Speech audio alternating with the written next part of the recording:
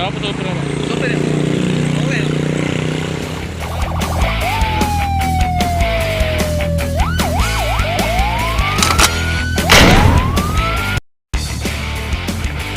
Sebuah truk bermuatan puluhan tabung gas LPG terguling di Jalan HM Nurdin Panji, Kelurahan Karya Baru, Kecamatan Alang-Alang Lebar, Kota Palembang pada Sabtu 5 Desember 2020 sekitar pukul 13.30 waktu Indonesia Barat.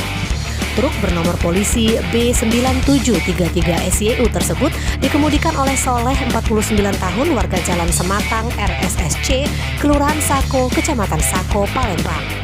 Kapolsek Sukarame AKP Satria Dwi Dharma melalui anggotanya Bribka Nofri Cahyadi mengatakan kecelakaan itu terjadi lantaran sopir truk berusaha menghindari sepeda motor yang berjalan di depannya. Akibatnya truk menjadi oleng dan menabrak pohon palem di pinggir jalan hingga kemudian terbalik. Dalam kejadian tersebut sopir truk terluka dan dilarikan ke Rumah Sakit Miria Palembang. Beruntung dalam insiden ini tidak memakan banyak korban. Laporan Diansyah dari lokasi kejadian untuk Anda.